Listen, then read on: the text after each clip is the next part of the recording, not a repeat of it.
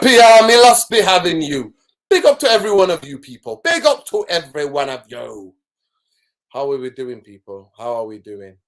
How are we feeling? Those of you who were big up Yasser yesterday and the Liatzen who were telling me Manchester United might bring Ronaldo back.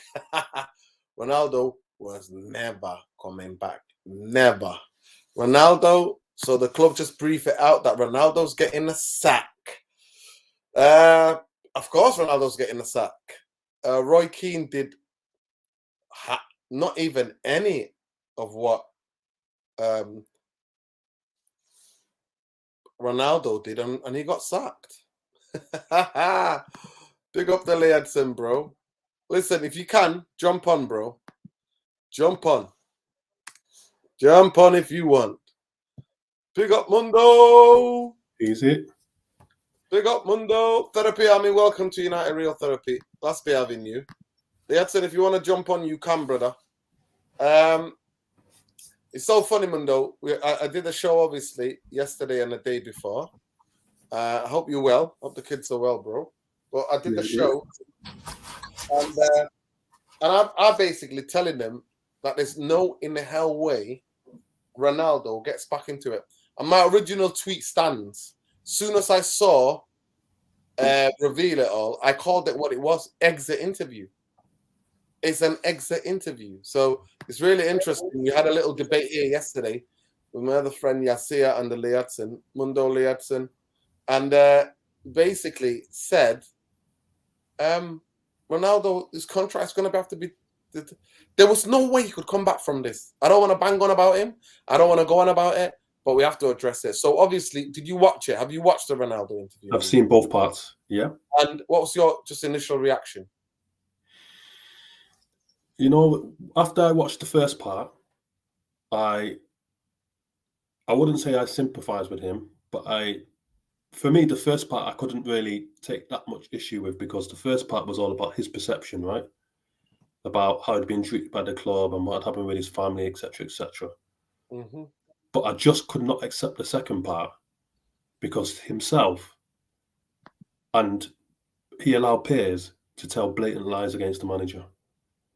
Blatant lies about the manager disrespecting him and publicly humiliating him in the media. That is just blatant lie. That's just a complete lie. And it became apparent during the second interview. We were all during the first interview, you know, hypothesizing about what it is, what his angle is, blah blah blah.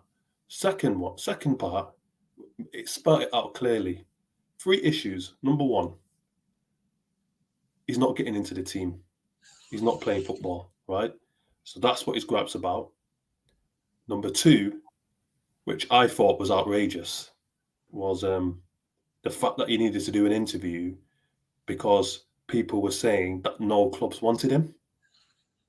I mean, how narcissistic is that? He needed to prove a point.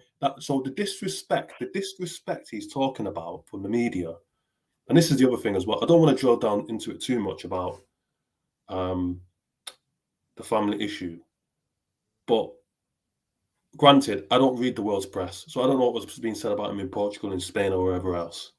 Mm-hmm. And I've never defend the British gutter media ever, but I'm going to make an exception on this case because. And maybe it's just me, I didn't see anything, but I didn't see any direct attacks on his family. I don't know what he's talking about. He's saying the media was attacking my family. I didn't see. The only thing I can say indirectly was that he gave a reason why he couldn't return to pre-season, which was family related. And the media were pushing a different narrative saying he was trying to exit the club.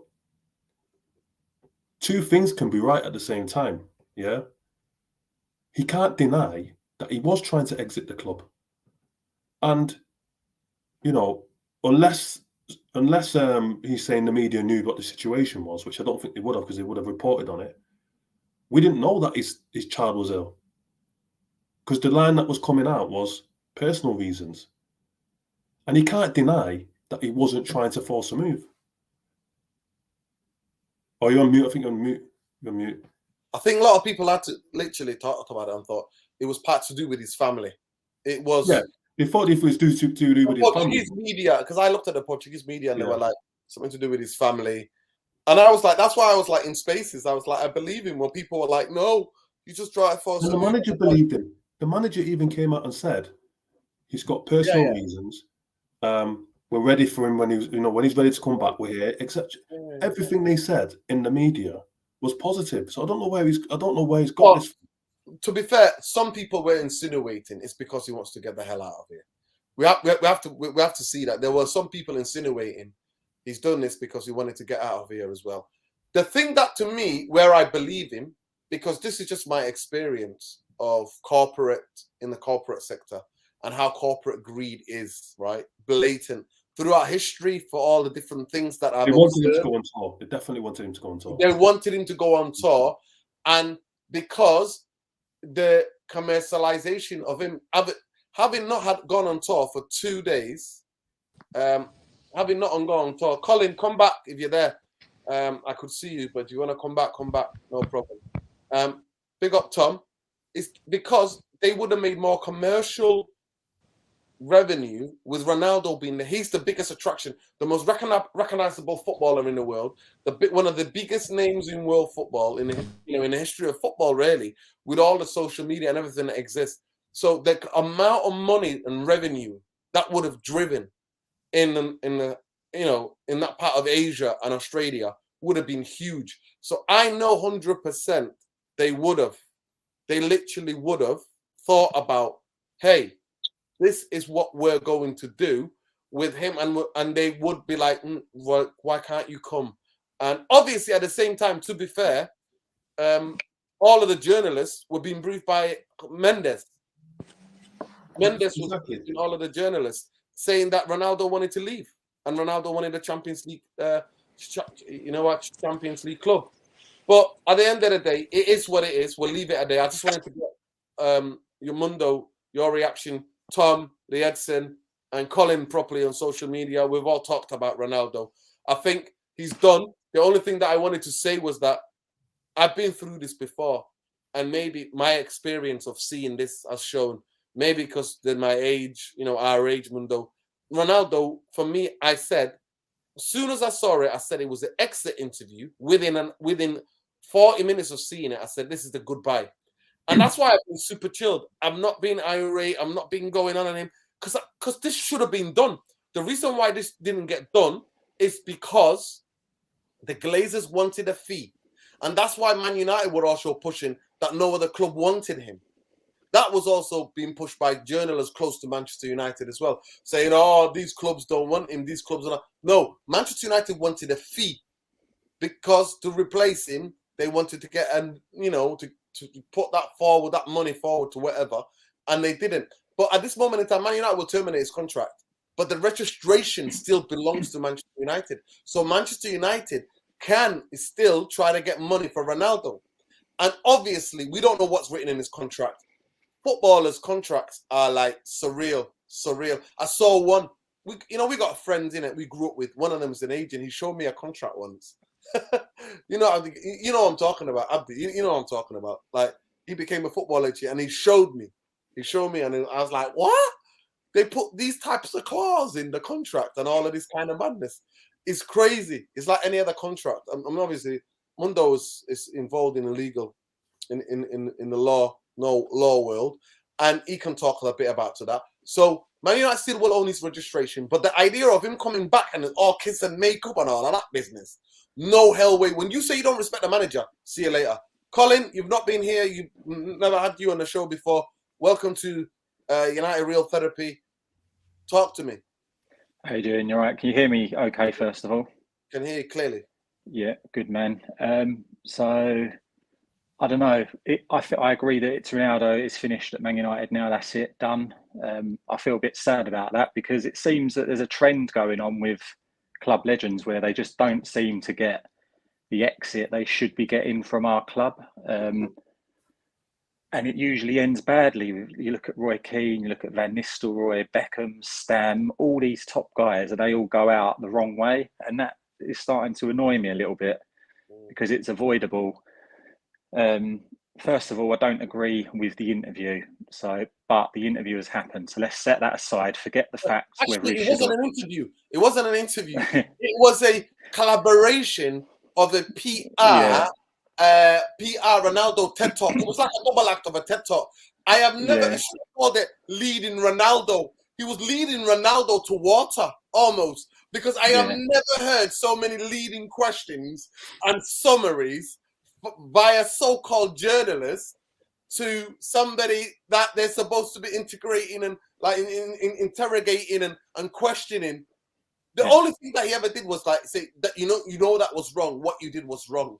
And Ronaldo, maybe, but maybe, yeah. It was a bit cringy. Having said that, if you just forget all the sort of noise, think about what Ronaldo has actually said, and I kind of agree with all of it, if I'm honest. If I sat here and said I didn't agree with what he said or believe what he said, I'd be lying. And I think it goes on in all clubs. I think managers go into new clubs and I think they want to set the tone, they want to stamp their authority, they want to be the top man, and you kind of have to a certain extent, be like that. But Tenhag has kind of picked on the wrong person to do that with. Ronaldo, let's not forget, last season, all competitions and internationals, he scored over 30 goals. He won Player of the Season. So you don't go from that to not being able to get in the team, especially when you've got nobody in front of him keeping him out of the team. So in terms of disrespect, I fully understand where Ronaldo's coming from. He shouldn't have left the stadium at the Tottenham game. That was childish and a bit petty. But not wanting to come on, I think that happens all the time. I think there's an element of him throwing his toys out the pram, but there's also a human element to, I can kind of understand where he's coming from. I think Ten Hag comes out of it looking a bit bad, to be honest. Interesting. For me, Ten Hag doesn't. I think Ten Hag wants to get rid of him, Ronaldo, in July, because of the way the Glazers are and the greediness and the commercialization of Manchester United as a football club. They didn't. They wanted a fee for Ronaldo. Yeah. And I think he let it be known. But once they realized and they made that decision, so it was a give and take. Anthony comes in, Casemiro comes in, Ronaldo stays because they haven't got the money for the striker. That Man United, that maybe, I think it was Gakpo, maybe he wanted Gakpo. So for me, I think Ronaldo, if Ronaldo was 28 or 27 in his prime, there's a different story. The story becomes a bit more complicated. To me, this was always going to end in one way. The fact that Ronaldo was absolutely contradicting himself right, left, and center is ridiculous. But I will go as far as to say is that he's been advised by his agent and his lawyers that he can't say he wants to leave Manchester United because that contractually, the payout and the compensation that needs to be paid to him. And if for the rest of this month, regardless if they sort it out tomorrow or next week, he's going to have to be paid, right? He's going to have to be paid. So Ronaldo, in the sense that he's like, oh, these people wanted to get rid of him. No, the Glazers, the bankers were all happy, jumping for joy, happy as Larry. Now, I have heard reports and through reliable sources that Ole Gunnar Solskjaer was offered Ronaldo a while back, but they were like, no. And they understood that. But at the end of the day, Glazers won because Ronaldo wanted to leave. And this thing was engineered, I think, with the help of the bankers and Glazers, that he was going to go to City. And for me, this is where this disingenuous, delusional language, Ronaldo, as a United legend who loves Manchester United, was considering, was literally close to joining Man City. Nah. I don't like, one of the reasons why I do not like and will never like, there's reason anyway, but Schmeichel being a captain of Man City, like, nah, I'm sorry. They're nobodies, but even back then they were nobodies, and still nobody. If they win the treble next year, this season, nobody will. It'll be like in the news for 2 days, and that's it. Do you know what I mean? They're not relevant, right? Yeah. To me, Ronaldo, I understand the way he perceives it because he's built this ego, and he's built this number one, and all of the different things we call him the GOAT. All of that hype gets to you. You're a human being because when you get to that level of status, it happens to some of these people who are billionaires, some of these people who are amazing in their field that they have yes people around them, and the ego then is proper driven. I don't want to go too much into it, but for me, a lot of it was contradictory. To me, Erik Ten Hag looks amazing in this. For me, I don't see Erik Ten Hag as the bad guy. If Ronaldo was 28 and 27 and was the height of his powers, I'd be like, try to find a way of getting the best out of Ronaldo as the manager of Manchester United. Not Ronaldo. And I think, yes, his goals are not gone, but missing a preseason at that age takes a lot out of you. I've watched enough football to know when you miss the preseason as a footballer, knowing that that Ten Hag is not an Ole Gunnar Solskjaer. It's not any of these type of people that were going to try to fake it. I love Ole as a player. I loved Ole when he came in for the first 6 months. But as a manager, no way. No hell way of being a manager of Man United. And only the Glazers would use somebody like him as a shield to shield the fans and to emotionally blackmail the fans and to split the fan base. But, like, Ten Hag has got a system way of playing. He integrated a team into the way of playing, the fundamentals, mainly in the preseason. Casemiro is a test case. Putting in straight away all the players that know about his system. For example, Anthony, who I've got proper beef with, by the way, who's an absolute disgraceful what he did by faking an injury, and all of a sudden now he's the day after you see him doing the rondos and everything else, and he's doing all sorts. While the 2 games before he was injured, but that's another. I digress on that one. So knowing Ten Hag's system is very important. But to me, I think you're right, Colin. I would say this, that managers have to kill certain egos to be the ego in a dressing room. They have to be that type of person. I don't think the Glazers. I think the Glazers are shocked. I think the bankers are shocked. I don't think they expected this, even though Ronaldo threatened this in August. So he wanted to tell it all before he even met Ten Hag. And then you realize, what was the beef you had Ten Hag with? Well, he disrespected me. Ronnie, you're playing football that you've lost a yard, you don't look fit, you can't score goals, you don't work in the system of Ten Hag. You're not fitting in. And Casemiro sat on the bench, waited and now he looks like a player that he is because he's integrated into the way that Erik Ten Hag wants to play. But anyway, I digress because we're here all, guys. We're here all. Now you're here, Colin. You're trapped now. You're not going anywhere. Because we're to do a review of the season. And this is Ronaldo that saying will come back. But I want to welcome Tom. I want to welcome Nielsen. Because those two, we already spoke about the Ronaldo stuff for last night. We already spoke about that. But welcome, guys. I'm going to start with you, actually, Nielsen, and I'll go quickly to Tom. I put it out already. I put it out. Erik Ten Hag to come to Manchester United. Colin, I'll let you actually, I'll let you quickly, just write a reply quickly. I'll just give you a quick write a reply. Go ahead. Couple of sentences, bro. What, Ronaldo? Yeah. Just a couple, just to write things that I said. No, I need a few days to think about it, really, because I'm kind of, 1 minute I'm like, oh, bloody Ronaldo. And then another way I'm like, fuck's sake, Ten Hag, like, you know, so I think I need a few days to sort of digest it all, really, and stop getting to, you know, do you know what I'm saying? 100%. You know the thing about it? 3, 4, 5, 6 things can be true at the same time. Like and I think that's what the problem is. Could not have handled it. For me, it's the age of Ronaldo. And the fact that people like me were on social media saying, we don't need Ronaldo. It's the last guy we need. We needed the midfielders. But I'm glad I actually came because I said, and the videos of me on YouTube, on this channel, and on Straight Jacket podcast saying, Ronaldo is going to expose it all. Because one thing we know about Ronaldo that's consistent, he's a winner. He wanted to win. But he wanted a 500 grand a week. No other club was paying him that money. Not even Man City were going to ever pay him that money. And he knew the club that he was coming to. And my agenda is my agenda. I'm quite honest and transparent. It's the Glazers. He was going to expose the football club for what it is. And Ronaldo's done that. Got rid of Oli, exposed the football club for what it is. And people are saying, oh, he wasn't even that damning. When he talks about the infrastructure, who the hell do you think he's talking about? He's talking about effing Glazers. Who's in charge of the infrastructure? Who owns the football club? Where does the box stop? It stops with the Glazers. So all the future signings are all going to have heard that now. Every player on the planet has listened to that. And that's why we couldn't sign some of these players. The players that we've signed, the younger players we've signed this summer, is because of Eric Tenhag connection. Yeah. Last year, Eric Tenhag connection. Martinez, Eric Tenhag connection. Yeah. Anthony, we all got ripped off connection. Casemiro, because of now that I'm hearing news that it was to do with Rafael Varane as well, because them apparently those two are quite tight. So all of these different things. Tom, we want to come back, but the point is this for me: like, it's all right to feel these things, but I knew Ronaldo was only going to end one way anyway. It was going to end one way anyway. I think one final thing from me on Ronaldo. Sorry.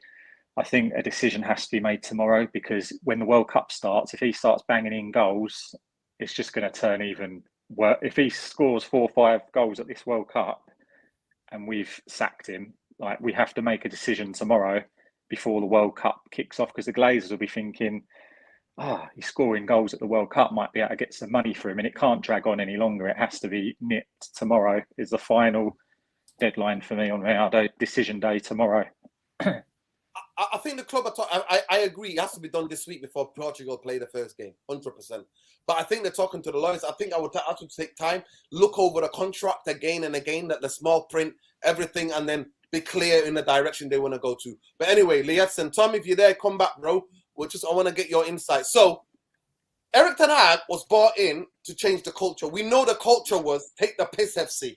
Man United was everybody for themselves, take the piss FC, and Ole Gunnar Solskjaer, and whether we like it or not, Mickey Phelan, Michael Carrick, and the rest of the guys were way out of their depth. And we can clearly see that, because we would go incredibly on these amazing, like, unbeaten records and then be smashed every right, left, and center. So the biggest thing for me is that has Tenhag changed the culture? I'm going to go to you, Liason, who's not a United fan, but he watches United. He's a Fiorentina fan, but he watches United. And I like the way he thinks about football. So, Liason, I'll go to you, and then I'll come back to Mundo, and then I'll come back to Colin. Go ahead. I would say yeah, because Ollie culture was more everybody's friends, buddy, happy go lucky type of thing.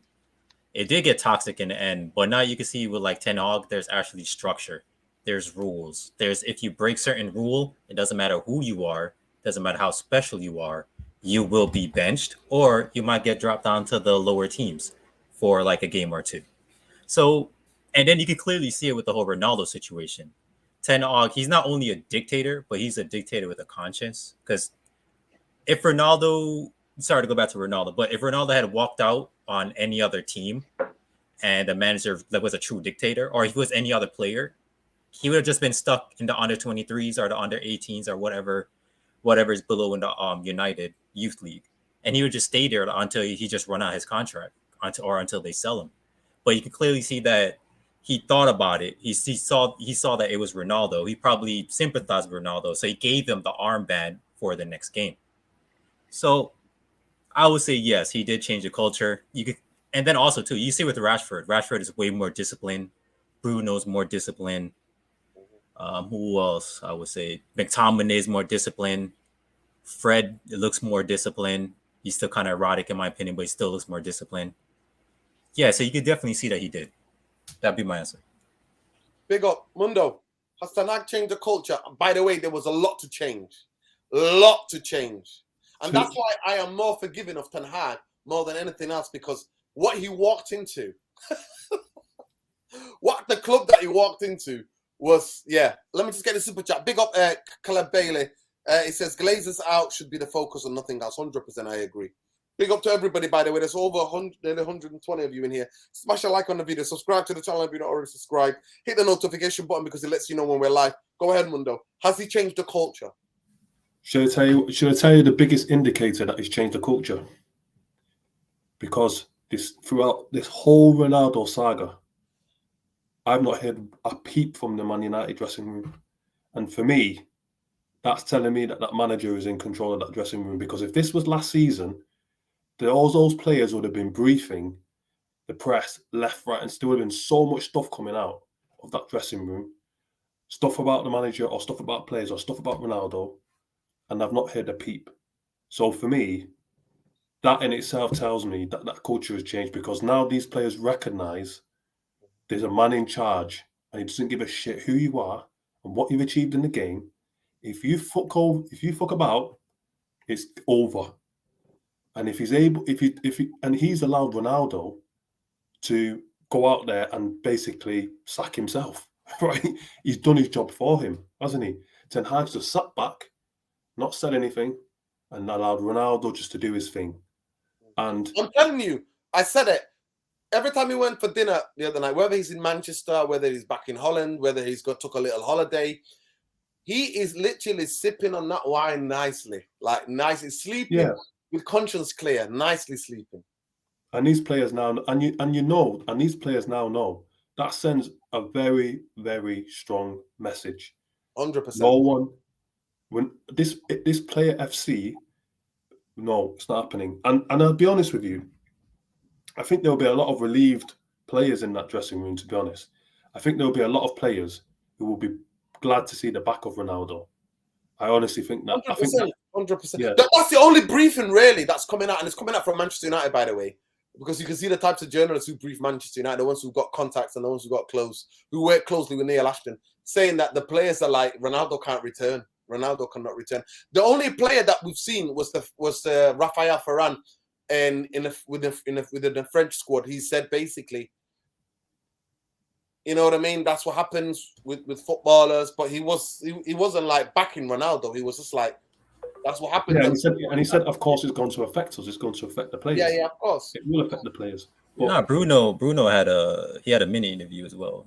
Yeah. By the way, no one ever lied. The way Bruno's handled this has been brilliant because obviously they put out footage where he looked like he was a bit frosty. I know there's a bit of frost between them. You can tell the body language. Body language doesn't lie, people. Yeah. It doesn't lie. But it wasn't that they fell out, maybe because they couldn't hear the sound. They were just saying something, and he was saying hello to other more people that he's not seen, who are playing in different countries and stuff like that. And he said that. But it was really interesting the way he handled himself for me, Bruno. And big up to Bruno in that sense. My other question was, by the way, towards the end of it, we're going to have a little chat about the World Cup. I want to get Mundo and the Edson. Colin, Tom, if you're about, come back, guys. There comes Colin. Colin's back. Van Nistelrooy, the guy that I like his goals, but Van Nistelrooy made Man United one-dimensional, where we only just looked for him. I actually preferred when Louis Saha came in the team, Colin. Do you know why? Why? Because Man United then, the midfielders, the wingers, took more responsibility as a team. We played better as a team. Throughout, look at Man United's history. When we played with a two, one dropping in the hole, one up front, we play so much better because of the dynamic. We attack from different angles where it's one man is easier to mark at the game and the pressure that's on that person. So, Colin, has Ten Hag changed the culture? Come to you.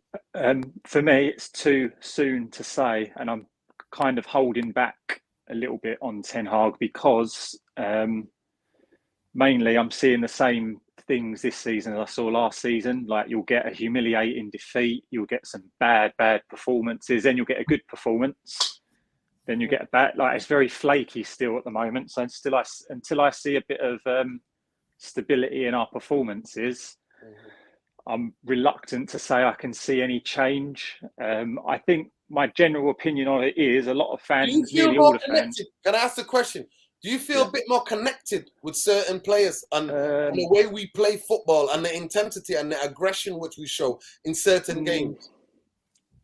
Not really. Like Martinez, for instance, he's instantly my favourite player. And that's because of what you've just said, like the intensity, the fire in his belly, the way he plays. But over the last couple of seasons, I've not lost my love of United. That's probably a bit too strong, but I've become like really detached. But I'm kind of just trying to get myself back into it now. And I think as soon as Ronaldo's gone, Ronaldo is one of my all-time favourite players, I'm not going to lie. Facts. But he needs to go. You and millions, by the way, Colin, you're not alone. Yeah. You and millions and millions of people. And I think almost half a billion people on this planet. I think this season I'm going to the most I'm gonna famous footballer in, you know what I mean? So yeah, you're not alone. Yeah, this season I'm not going to jump ahead of myself. And naturally, I can't help it. I'm more of a negative person than I am a positive one. Okay. It's just the way I am in general. So at the moment, if you push me for a yes or no answer, I'd say no. I've not really seen much. Okay. So not enough to say I can see what he's doing, Mhm. because I'm seeing too many of the same bad things that I saw last season and the season before at this moment in time. But that could be down to something like Ronaldo being in the team and needing to move on. The harmony is a big thing. You need harmony, you need togetherness. And when you've got a rogue, which Ronaldo is kind of looking like at the moment, it's not good for the team. And that's probably why when he comes on and he has played this season, he's not looked that good, because something's not right. And it'd be like me in my day job. If something wasn't right with me, I wouldn't perform very well, and my teammates probably wouldn't perform alongside me very well. So, you know, I'm reluctant to get excited by Tenhag yet, but probably that's due to the disappointment I've had over the last 3 or 4 managers. I'm kind of in the mode where I think it's just rinse and repeat. 100%. I hope I'm wrong. 100%. But you're right. Listen, nothing is guaranteed that Eric Tenhag, regardless how much we want it. Me and Mundo, we're on a WhatsApp group in it, and we were talking about Tenhag a year and a half ago.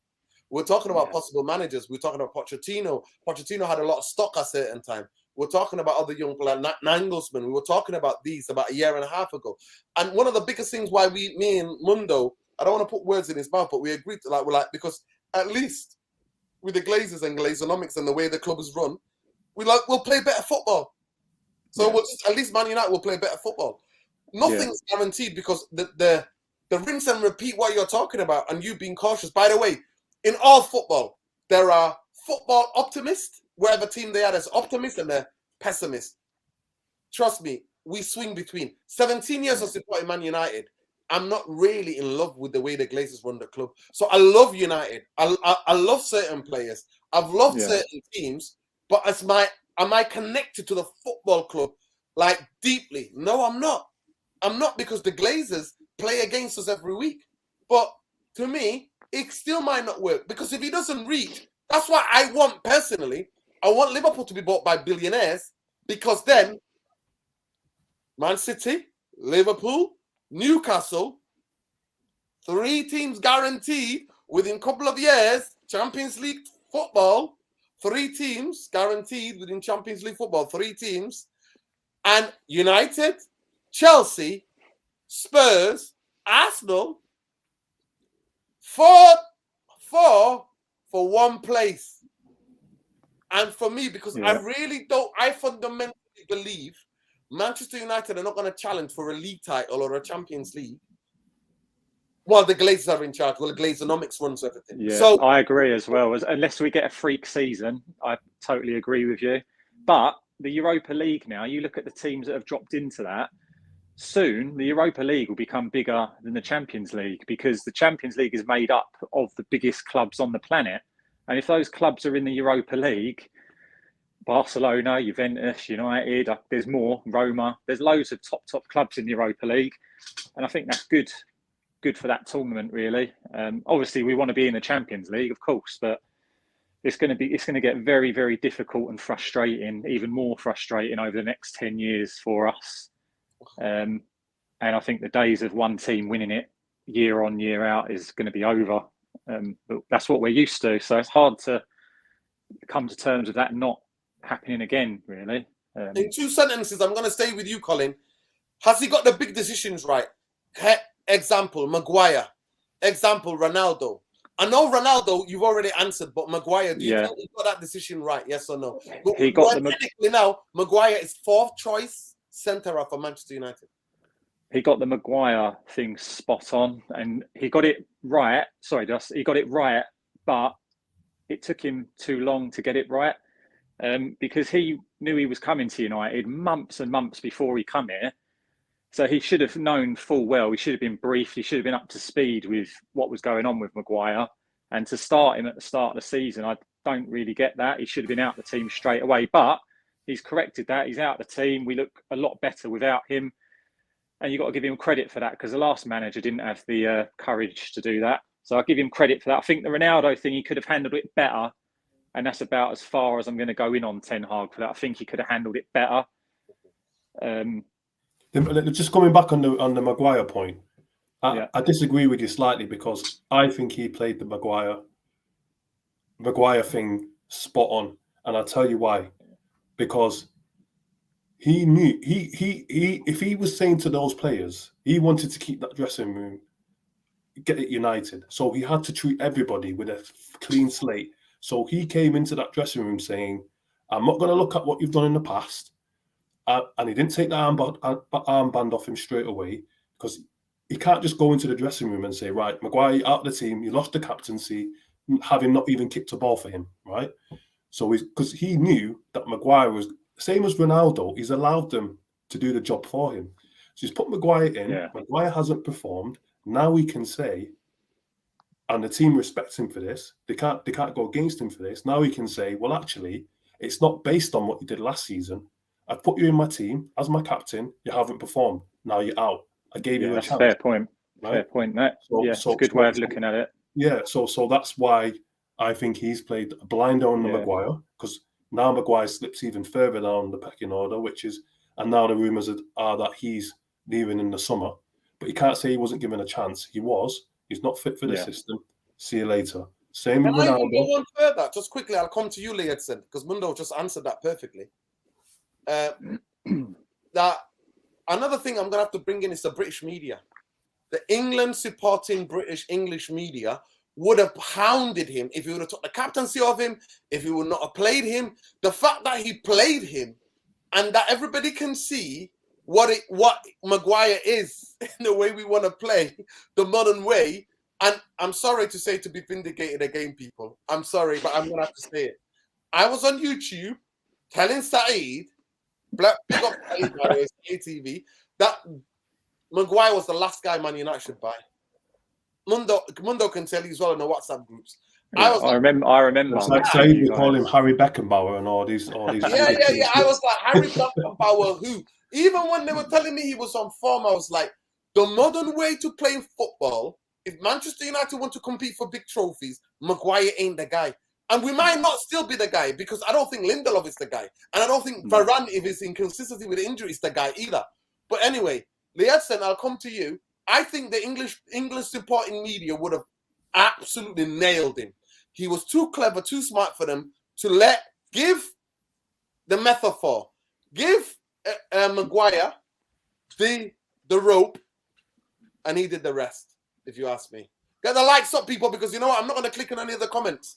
If you don't have 100 likes, I'm not going to click on people's comments, and the interaction is going to stop, because it's the least that you can do, people. It's the least you can do.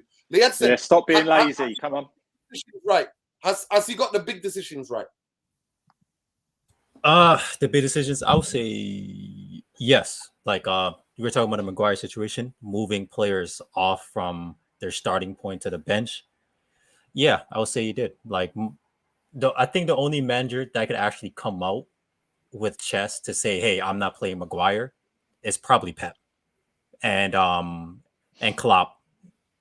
That's really it right now. Like, if they come out and tell a player, "I'm not playing you no more," just by going to a new team, they have to understand, because those managers have like big pedigree. Tenhag doesn't really have that pedigree, so he had to do it as like a smarter way of moving players on. So yeah, I think he did that right. Is he using that same smart way to move Ronaldo on? I think Ronaldo was a different case, to be honest with you. Like, Ronaldo's wasn't even up to him. Ronaldo's up to the Glazers and the top people. Because remember, he's a cash cow. Yeah. Like, look at Juventus. He forced his way out of Juventus. Juventus was going to let him go. So, what about the decision to make Fernandes captain? What about that? Because to me, that's a big decision. The way Fernandes behaves on the pitch, with his rolling around and diving and play acting and bitching all the time, I'm not so sure. Time will tell, because it looks like he's going to make him the permanent captain probably as from next season. I hope that'll be the right decision. If it's a popular decision with the team, fair enough. But just the way he kind of carries himself on the pitch, I find myself, if I had hair, I'd be pulling it out just because I don't like to see that. So that's the only other decision I'm not so sure on, Fernandez being captain. But that's the one to talk about probably in a year or so. You know what? We're going to come to that. You've skipped ahead just a little bit there. Sorry. Mundo, I'm actually going to stay with Liassen. Liassen, has his signings worked? Has Erik Tenhag's signings, on the whole, have they worked? I'll stay with you and then I'll go to Mundo, then Colin. Okay, so I'll start with, if I remember all the signings right, I'll start with Malacia. Yeah, I'll start with Malacia first. I think Malacia was like the best signing, along with Martinez. Because if people don't realize Malacia can actually play on both sides of wings, I'm pretty sure you guys see it now. But he's also intelligent enough when he plays on the other side. Like the way this is just me like watching him from his time in Devonese. I can't really say that league name at all. Eredivisie. Yeah, the Eredivisie. So like to me, he's a very special player. I'll give Malacia a 6 out of 10. Martinez, I'll give him a 9 out of 10. Ericsson was a free signing, and I don't think that was his signing. I think it was like a Manchester United signing, in my opinion. But I'll give him a 7 out of 10. Ericsson, because like he does do some crazy stuff. And when he's not in the game, he's not in the game, which you can't really blame him for, because he doesn't have the type of players around him. Then there's Casemiro. I actually give Casemiro I'll say 8 out of 10. Like he's definitely a general in the middle. You can clearly see it. His one-touch pass, his loft pass, everything about it is really like you can see that he's the Casemiro of Brazil, but now he's doing that for United. Let's see, who else did he bring in? Anthony, too early, in my opinion. I think that was it, right? 100%. Yeah. There we go. Yeah. Big up. Mundo, I'll come to you. It's mainly the signings, and can you go along like Liedson did and give it a score out of 10? Malacia, Martinez, Ericsson, Casemiro. I don't think Casemiro was his particular signing. I think it was a club signing that he was like, yes, because he's a world-class player. But who else? So Malacia, Martinez, Ericsson, Casemiro. Who's the other? Anthony, that's it. The little shit. Yeah. So in terms of the players what I will say is collectively, when all the Tenhag signings are on the pitch, barring probably Malacia when we play short left back, but generally speaking, when they're all on the pitch together, that's when we get our best performances. Mm-hmm. Our team functions quite well when you put all. So I'm going to give it. I think the managers clearly picked the right players that understand how to play the way he wants to play. Malacia, he's 15 million quid, and he's young. And what I like about it, I think there's still parts of his game he needs to improve, but I like his tenacity and his energy. Can I ask you a question? Do you think coming to another totally different league, totally level of different intensity, do you think? I think he actually surprised me and he surpassed me. Like come in straight away, start straight away, and play like with intensity in the game against Liverpool. I thought it was magnificent. Did he play against Arsenal? I think he played against Arsenal. Like I thought he was a brilliant in that day as well. Like in some of these big games, especially at Old Trafford, I was expecting him gonna take time for him to bed in. I actually think when he came in and started so good, I was actually expecting a dip in form. I was expecting that because he did have a slight dip and they came out of the team and Shaw came back into the team. Yeah. Wait, what was that dip? As you said, he's done really well. I think he's done really well, and he's been out of the game. He played right back. He struggled a little bit in the first half against Villa, but then he got against Fulham. Against Fulham, yeah. and then he got a little bit better. Yeah. So in terms of score, with 6 being average, I give him a 7. Martinez, I will give him. I'm going to give that guy a 10 out of 10. I'm giving him 10 out of 10. Wow. Seriously, and I've said this before. I've said this before in this show. He is the best signing Manchester United have made post Fergie, in my view, because he's got that. He's a Fergie type player, you know. No, Like, what a Manchester United player typifies. Yes. He's What your captain. we used to He's your do. captain. He's your captain, right there. He's the captain. He's the basically. When I look at him, I think the fans know it, the team knows it, everybody knows it. But other than that, it's official, and he's actually got the armband. He's the captain. He plays like the captain. Yeah, exactly. And I like how he takes control of situations. What we've not had for a long time are players that are willing in game to take control of situations. Everyone's kind of like, no one wants to take responsibility for anything. So as fans, we go in on the manager all the time, right? And the players were getting off scot-free until last season when they clearly down tools. But the players have to take responsibility. When they cross that white line, the manager's not holding their hand. And what I like about Martinez, and the thing about Fergie and his teams back in the day, is he would always have not 1, 2, 3, 4 guys, 5, 6 guys on the pitch who were able to manage certain situations in the game. And that's what I look at. You know what I look at a team like the 94-95 season. I look at Parker, Bruce, Pallister, like Ince.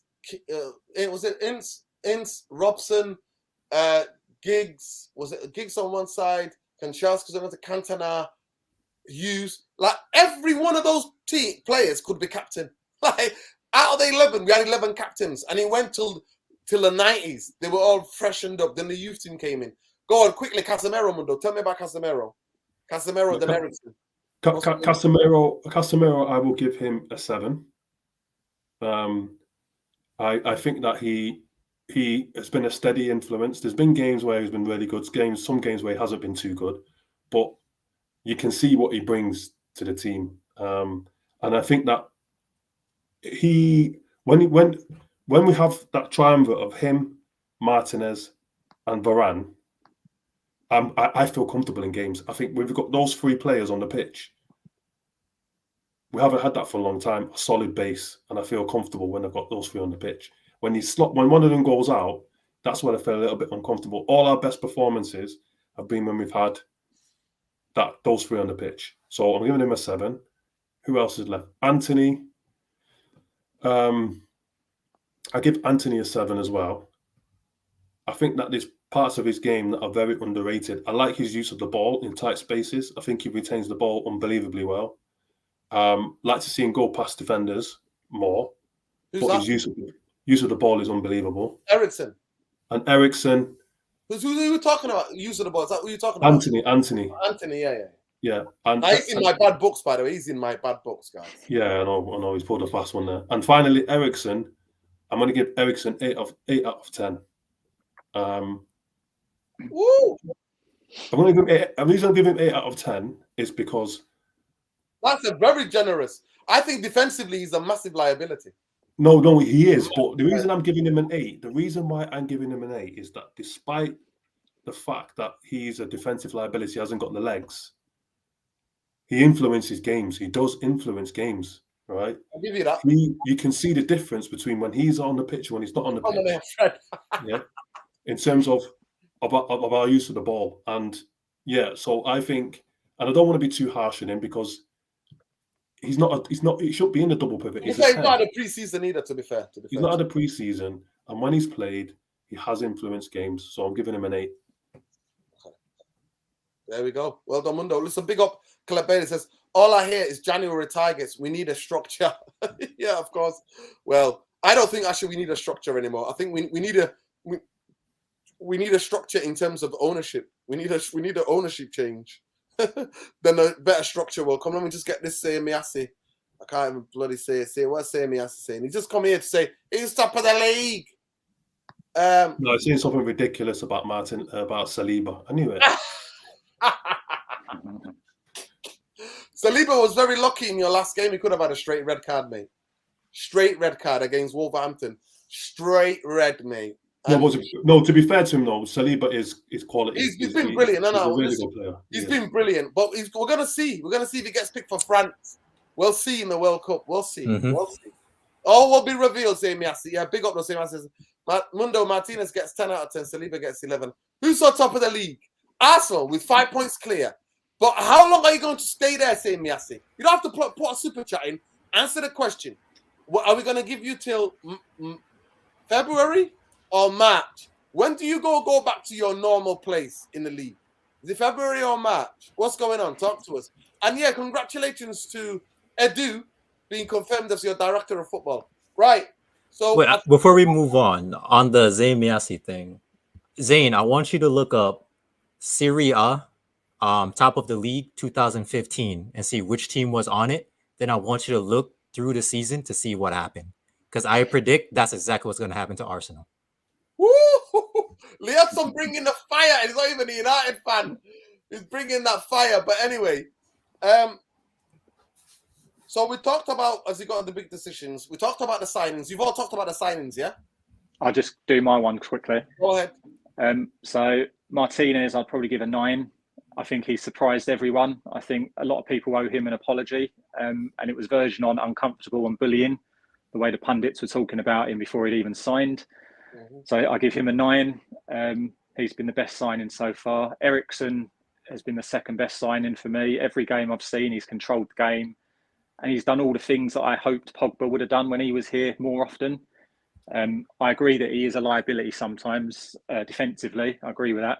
But I think he has more of an impact in dictating our game, for which reasons I give him our second best signing.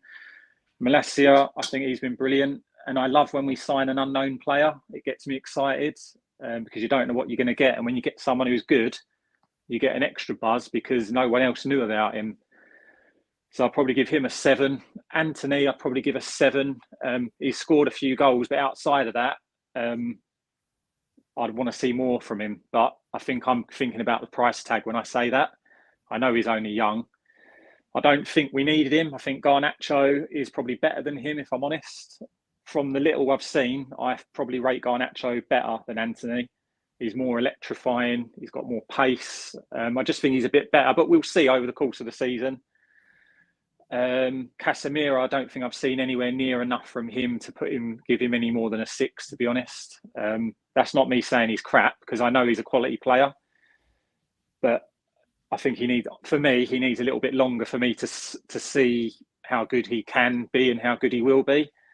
So I think he's been probably average, just above average. Give him 6.5 if we're doing decimals, but that doesn't mean I think he's crap or I don't rate him. I just think he's not had long enough to show his true self. He's been injured or he's been out of the team.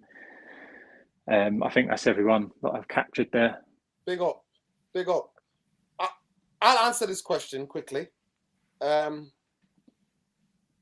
would give Lisandro Martinez 8.5. I think when he plays with Varane, it's almost like a 9 out of 10. Even though I think he's sometimes going to get caught, like he's going to get beat for pace. But what I love about him is that don't deter him. There's nothing that scares him in the game where even if he makes a mistake, it's gone and he goes for the next one.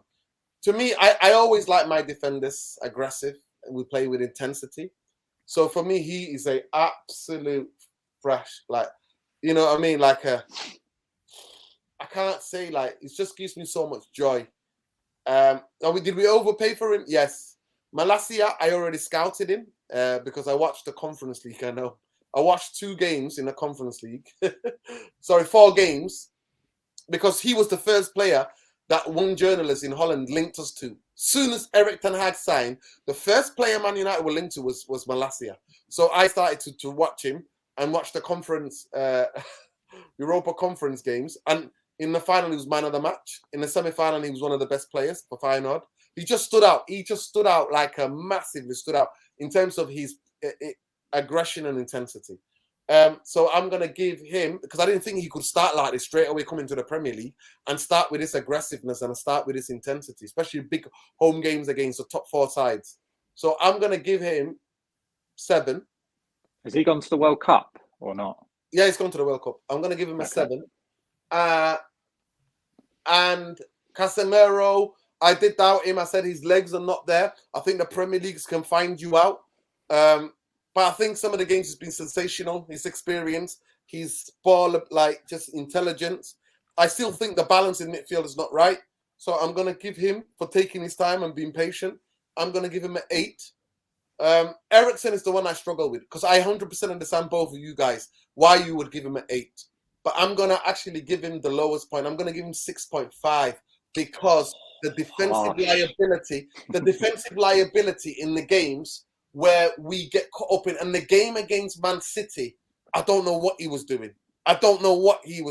Obviously, he played next to McTominay, and I totally understand that. So I just didn't. It's very difficult for me to understand and see. I think he played well on the eye test. I thought he did all right. Stat-wise, he did brilliantly. Yes, I'll take it up to 7 because I've been a bit too harsh. Because Scott McTominay and Fred were doing defensively worse than him, and they were offering nothing in terms of progressing the ball. So I would say 7, maybe 7.5. Tom, quickly, I need to get your answers quickly. Has Tenhag taken control? 2 sentences each of these questions. Has Tenhag changed the culture? Quickly, go ahead with that first question. Yeah, absolutely. 100%. Has Tenhag got the big decisions right, hence Maguire, Ronaldo? Absolutely. Has Tenhag... Has Tenhag ranked the signings? I've ranked the signings. Malacia 7, Ericsson 7, Martinez 8, Casemiro 7, and who's the other one? Anthony. You haven't rated Anthony. He's in my bad books. He's 6.5. Go ahead. Give me your rankings. Malacia, probably 7. I think he's been okay. Martinez, I would probably put at 9. Okay. I think he's been exceptional. Probably the standout one out of the ones that we've actually purchased. Okay. Ericsson, for a freebie, I'd probably say an 8. Okay. I think he's done a decent job. Anthony, highlights, probably a 7. He's done okay. And Dubravka won't talk about. Casemiro, I think probably a 7. He didn't really start most of the games because of the fitness and that, but when he has started, been probably one of the standout players and solid. But he wasn't the player that Ten Hag initially wanted, though. That's the only thing I'd say with that. I'm playing the best. Listen. Samiasi's on the pipe, people. He's in Edgware Road. He's on that shisha pipe, but we don't know if it's shisha. We're speculating what else is in there, right? So, Tom, have you gone through everybody? Yeah? Yeah. Okay, you've done it. Brilliant. Great answer. I'm going to stay with you, Tom, actually, and I'm going to come to you. The captaincy. Question mark. The captaincy. Bruno, at the moment, is acting as a captain, and I thought, on the whole, Bruno has literally showed that he's one of the leaders in the dressing room. And Erik Ten Hag is very intelligent, very perceptive manager. And if you know about his history and how he gets into clubs, how he gets into teams, how he quickly changes things. By the way, every club that he's been to, Erik Ten Hag, the first season or the first 6-7 months or 8 months is topsy-turvy. Because until they get used to the way he wants to play, until they get used to the culture change, where Man United, the culture was just, all right, Rashi, yeah, all right, Lingas, yeah, all right, Ronnie, yeah, all right. You know what I mean? We're all having it. Wonderful place where players are taking the piss. So the captaincy issue, I believe Martinez is the captain. I think the fans know it. He knows it. The team knows it. Everybody knows it, but other than getting it. But obviously, it's not been in the club for too long. I think in the long term, it will be him. I genuinely believe that Martinez will be the captain because I think he's going to be one of the most resilient people. Touch wood if he stays fit. You know what I mean? I think he's going to be. But who would you like to see as captain? And are you happy with Bruno being captain? Quickly, because we need to get around to everybody. Yeah, in the short term, I think Bruno will make do. Because obviously, I think we've lacked that leadership quality.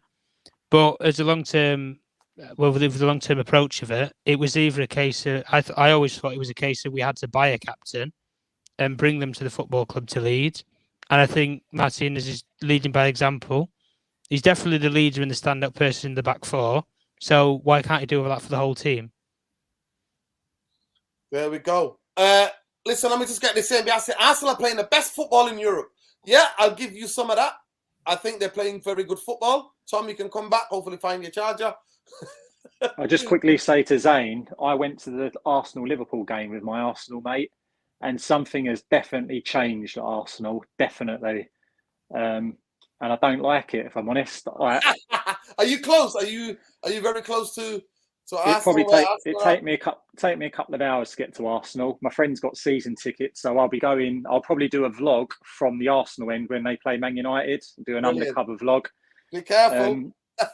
Yeah, you know they can get a bit excited. But something. I'm not saying they're going to win the league. I hope they do. Just I don't want to keep seeing City win it. 100%, I agree. But yeah, something's changed there, and 100%. So get 100%. excited, Zane, and all the other Arsenal fans. I would, but I think it's going to all end in very bad disappointment come May. But enjoy it. Why not? Enjoy it while it lasts, Zane. Enjoy it. You playing some of the best football, 100% guaranteed. Partey in Casemiro's pocket? Nah. COYG, no chance, mate. No chance. No Come on, chance. you Gunners. No thanks, mate. No chance. Mundo, I'm going to quickly come to you about the captaincy. What? Again, I think it's smart to make Bruno the captain. The reason because there's certain players, and I know it, especially on the continent, they're not asked about the captain's armband because they have this leadership group or whatever, right? In a lot of these clubs, and Martinez doesn't need the armband to be a captain, whereas Bruno, sometimes he acts out. I think with Bruno, if you give him that additional responsibility, it improves his performances, and I think he behaves a little bit better on the pitch. So I can see why he would give it to Bruno. I see no reason why Bruno can't be captain, to be honest. When he first came to the club, I think a lot of Man United fans, other than those that don't like him, when he first came to the club, everyone was like, when we had Bruno and Maguire, everyone was like, Bruno should be the Man United captain. He plays like the captain. So the fact that he has the armband, I'm not against that. I wouldn't be against him having it long term. I think Martinez, he's just a natural leader anyway. He doesn't need the armband. So that's my view on that. I can categorically say right this now. If I'm a betting person, I'll put my house on it that Harry Maguire as a centre half is not going to win the league for Newcastle. You have to play a high line. He can't play a high line, Windy. To win the league now, the blueprint's been set. You have to get 90-something points, right? And you need to play attacking football. I can't see it. Unless the miracle happens. A meteoroid lands and gives Maguire special powers. A meteoroid hits his bedroom, drips onto him, and next minute, Maguire is lightning. Literally lightning. He doesn't get into their team anyway. Yeah. Liason, I'll come to you. Captaincy of Man United. As an outsider, how do you see it? Is it important though? That'd be my question. I think it's important to a certain extent because you are the captain of Man United, one of the biggest football clubs by reputation. By reputation. And the captaincy means something because we're used to captains lifting trophies and having leaders, like real leaders who can lead the team out, who put everything on the line. You lead by example. I would say I don't know. I don't think in this period it's really as important as it was back in the day. Like you can see it now. Like I agree with everything that all of you guys said about Martinez. He definitely is your captain. Like just give him the ban right now. But what I think is like again I don't know how the captaincy is voted on at Manchester United. So that's also another thing into it. So I agree with Mundo. Bruno, yeah, he is your captain for this season. I think he might be the captain for the next season. And Martinez will be the vice captain. Mm-hmm. But I think your vice captain, if De Gea stays, should be Martinez and then De Gea. Because De Gea is the one that always talks in the media, no matter what. So big up. Big up. Shabir, Nuri, how can you blame a player if something that isn't his job? That's up to the manager. Eriksen's not DM. Yes, Eriksen's playing. He's not playing a DM. He's playing 2 as a part of a pivot. 2 in midfield, I'm afraid. And as a number 8 in a team like Manchester United, you're going to have to do your defensive work. Now, obviously didn't have a pre-season. I give you that. And he does look like he gasses out quickly. But you still have to do your duties. I'm sorry. You're getting paid a lot of money. And for me, it was him and the decision that he took not he should have signed earlier if he was going to come to Man United. He should have signed earlier and he would have had a pre-season and things would have been better. But it was because he was whether to stay with Brentford, maybe go to Spurs and all of that kind of business. Because obviously this is probably his last big contract in football. I think he should have made that decision quickly. What do I think about the captaincy? I think, for me, Martinez is the captain. It's clear for everybody to see. I understand where Colin is coming from in terms of the pettiness of Bruno. If he didn't play for us, I would hate him. But he's one of those players that when he plays for your team, you love him. When he plays for the other team, you hate it. I can appreciate. I probably think in the changing room, he is probably the captain. He's the leader. He's the leader. The fans see it differently. But in the changing room, I can see, he probably is the main man. I think the problem with United is we've been blessed with some proper captains over the years. We've been blessed, and for us, I think it holds more meaning. It does for me anyway, just purely based on who we've had as captain in the past. And we haven't really had any captain material for a long while. Not really. I think Herrera probably. He was never captain, I don't think. But I'd like that sort of player. I like passionate, Herrera. Fiery players. Yeah. I love Herrera. I love Herrera more than most things. I just loved the fact that when he was going up at the Etihad, he went. I just love the shithousery. The shithousery is next levels. I love that. Big up Onski. Onski is coming with some shithousery of himself. I'm glad Eric Tenhag shifted that culture from game of margins. We need some more legs in here. We need some more legs in there. We need some more legs everywhere. Robust and to a culture of tactical acuteness. More to come. 100%. 100%. I couldn't agree more. Big up for the super chat, bro. I think we've covered it all, guys. If I'm not mistaken, has everybody answered the captaincy? I feel as though we've had 14 league games. We've had how many? 7 or how many games we had? Yeah, 6 Europa League games. And 20 games we've had, innit? 20 games. And it's almost a quarterly of Man United season. I think on the whole, coming to what he came into, remember, let's not forget where we were last season, guys. In terms of players throwing the towel in, the club literally throwing the towel in when they do interim. It was super crazy. I 100% believe Eric Tenhag has actually surpassed my expectations. On the whole, I think he's surpassed because there's so much for him to handle, and he's had to play that. He had to be on that fine line, that line. He had to dance on that line where the one step this way, we're all like, what the hell is going on? One step that way, the media, everybody's against him. I think the British racket protection, British media, football media, they're still ironing out they're sharpening their tools.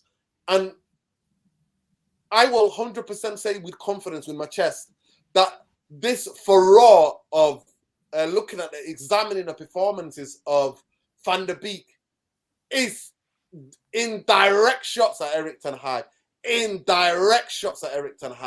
So, especially with the Maguire, because Maguire, one of the biggest PR firms represents, that's his agency that represents Maguire. It's one of the biggest PR, football PR and entertainment PR in this country. It's the same people who own that charity match, World Against This, that celebrity soccer, all of that Soccer Aid, yeah. Soccer Aid. They're those people who are behind it. And you see all of the articles, even now written, oh, he's a starter and he's certain for Southgate. England fans are incredibly nervous if you was to see. And England can't play the front foot football that they need to play. And to be fair, in international football, this is my last question to you all, guys. But international football, which is nice transition there. I'm quite proud of myself with that transition. To say that the pragmatic teams have won. Other than Italy, I thought Italy were the more attacking team to have won the tournament. So before that, it was who won the World Cup? France played. No, the German team was very attacking. No. But I'm talking about the recent World Cup, the Who won the Euros before? Who was it? Was it Spain? No, Portugal. Portugal won it in Yeah, 2016. Portugal won the So, Euros. here we go. So They drew most of their games. Germany, listen, after Germany, the other two tournaments were won by two teams that played incredibly pragmatic football. Portugal were lucky not to be demoted out of the group. They didn't win a game till they got to the knockouts. And I think the first one they won on penalties or something. Was it a game that they won on penalties? And France was one of the most pragmatic French teams I've ever seen played on a counter. So that to me has been the trend till Italy broke it. Now, if the trend stays with this tournament, that all the big teams are playing pragmatic football, then I think England will do decent. England will do well. I think Argentina will win it. If pragmatic football is going to win it, Argentina are going to win it, me personally. I always love Brazil. Mundo will tell you since I was a kid. I actually don't want Brazil to win because that's for political reasons. Because politically, what's been going on in Brazil, and I've got friends in Brazil. Like I've been to Brazil twice, and I've got friends in Brazil. And what's going on politically, I'm very much engaged in that country. And what the footballers, majority of the footballers that are playing for Brazil in this World Cup, what they were doing during this election and the type of candidates they were supporting is incredible. The level of how tone deaf they are, what's going on in their country, the fact that somebody like Neymar, I knew there was a reason why I didn't like Neymar, but it's come to the forefront. Neymar is one of these absolute mercenaries that's refusing to pay taxes and business that he owns in Brazil. It's incredibly toxic. So that's why I do not want Brazil to win. I'd be happy for the Brazilian people. But if you know what's happened recently in Brazilian politics, you will understand my reason not wanting Brazil to win. Of course, I want England to do well. I live in England. Even though I think we'll never hear the fucking end of it. And England will be the greatest in sliced bread. I think England have done decently well to get to a semi-final, fluked it in the World Cup. And in the Euros, I thought England did well, but it was almost a whole tournament. Did I want England to beat Italy? 100% I wanted England to beat Italy. But the pragmatic football for me is a bit too much. And it was you, Therapy Army, who coined the phrase, Ole Gunnar Southgate. So at the end of the day, it is what it is. But Mundo, I'll come to you. Actually, Edson, I'll come to you quickly. Who do you want to win the World Cup? And who do you think is going to win? Just for world record-wise, I want France to win it, just to two-peat it, because that's never been done before. Who do I actually want to win it? I settled with Morocco because Morocco has some they have some high players. I wouldn't mind Netherlands as well. I think Netherlands would be better to win it just because of the talent they have. By the way, one of the most influential footballing nations never to win the World Cup. Yeah. I think they might surprise a lot of people. To be fair, I won't be because what they've given to football. Come on, I don't think anybody would begrudge Holland winning the World Cup. Yeah. And then too, like their group is pretty easy. Yeah, but who do you think is going to win? To win it. I'm gonna stick with France. Yeah, I'm gonna stick with France. I'm gonna have to stick with France. Yeah, sorry. Okay, Mundo. Who do you want to win? What brother said, Holland, I think, are one to keep an eye on. It's unbelievable they never won a World Cup. I think they've only ever if I'm not mistaken, people, maybe the comments people in the chat can tell us, they've only ever won one international tournament, and that was the Euro 88. 88, yeah, in 88. That Van Basten volley that gets repeated again and again. One of the best, probably the best goal in the European Championship. Gullit, Rijkaard, Van Basten, they're amazing players. Go ahead, Mundo.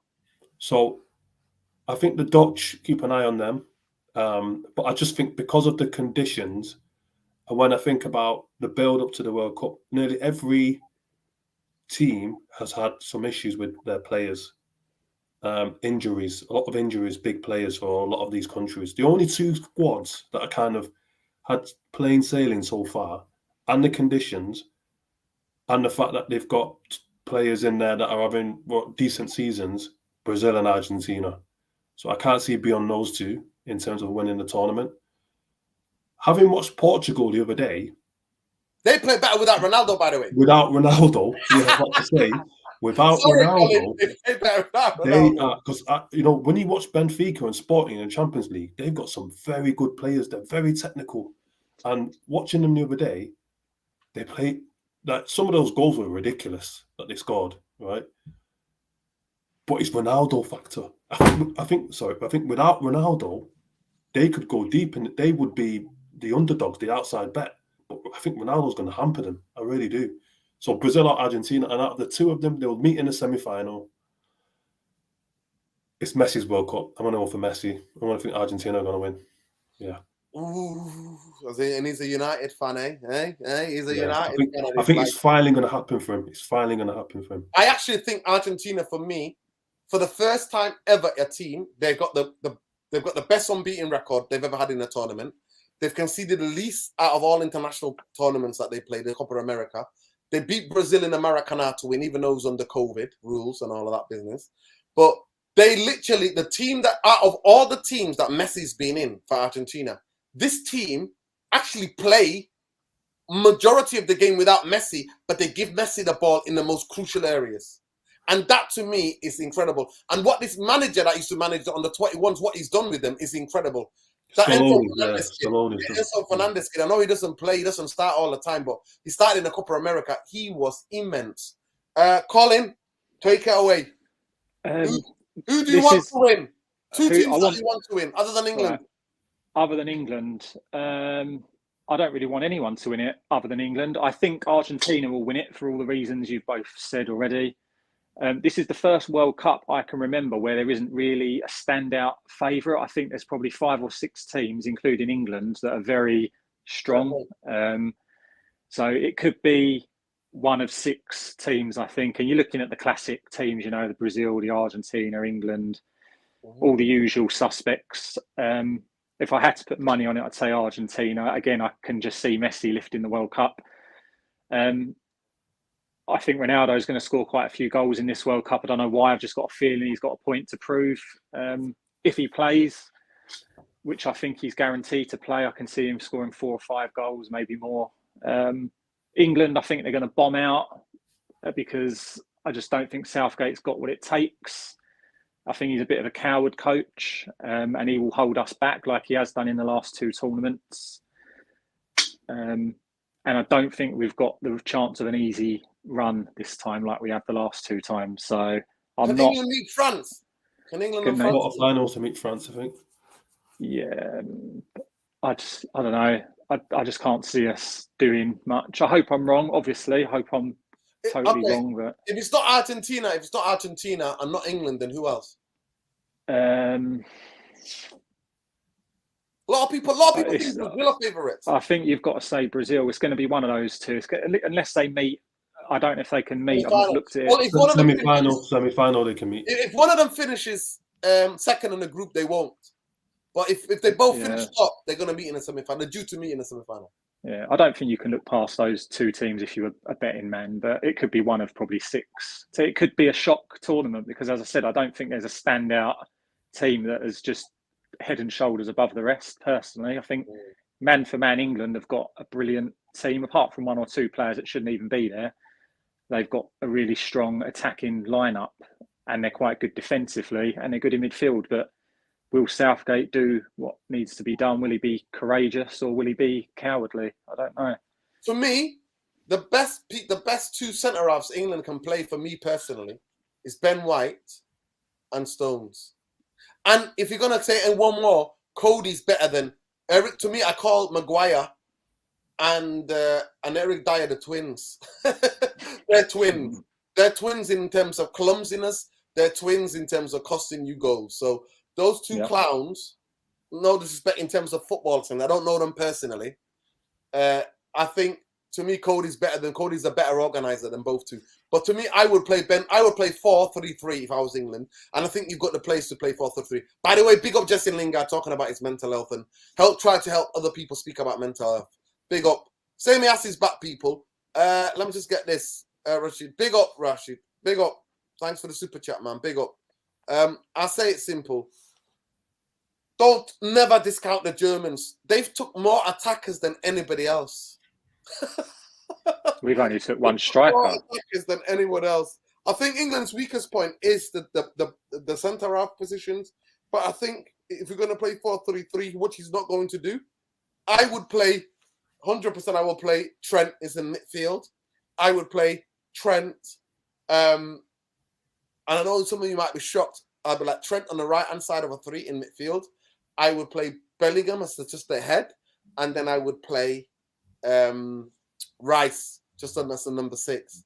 That's what. Why would you play Trent when you've got like Foden and Mount and other guys? No, because you know what, the passing range. This is what I'm talking about.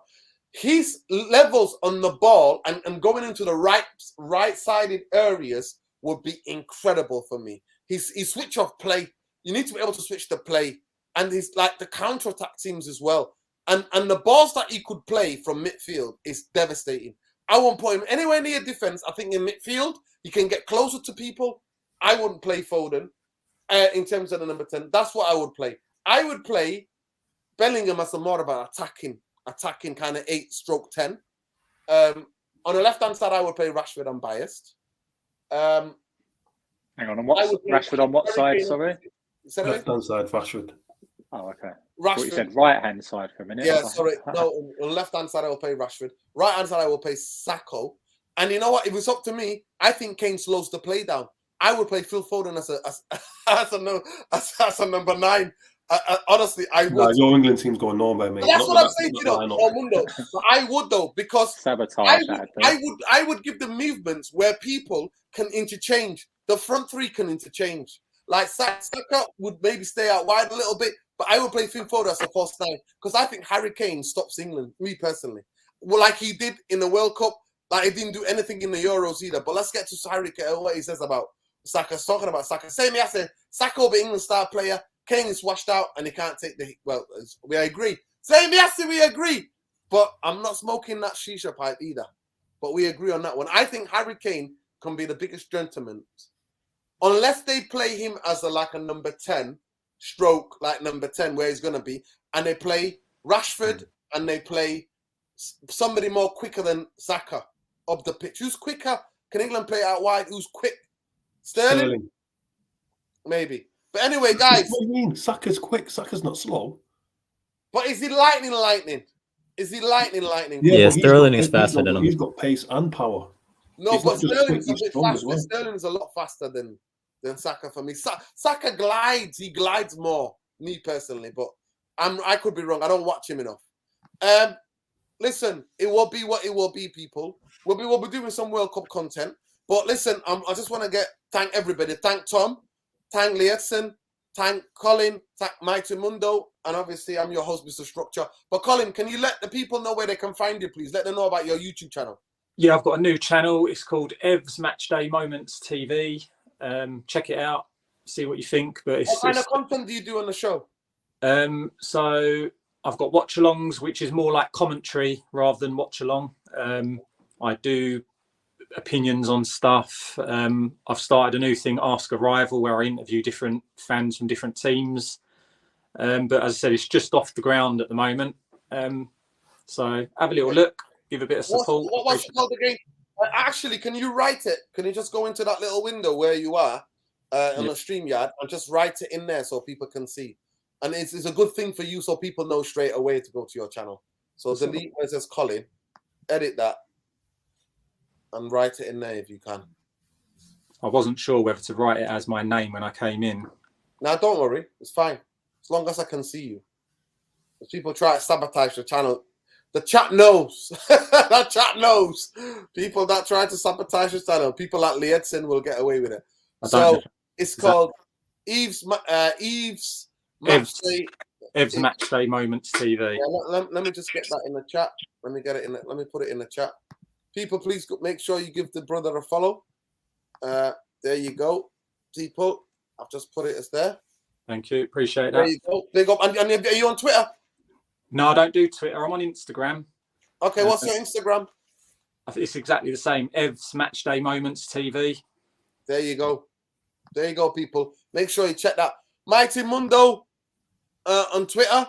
Give him a follow. He gets in the spaces now and again, but he don't really post that much because he's got too little Rascals in his live. Other than when I'm getting in a bit of a tear up with someone, then you might see me. But other than that, Exactly.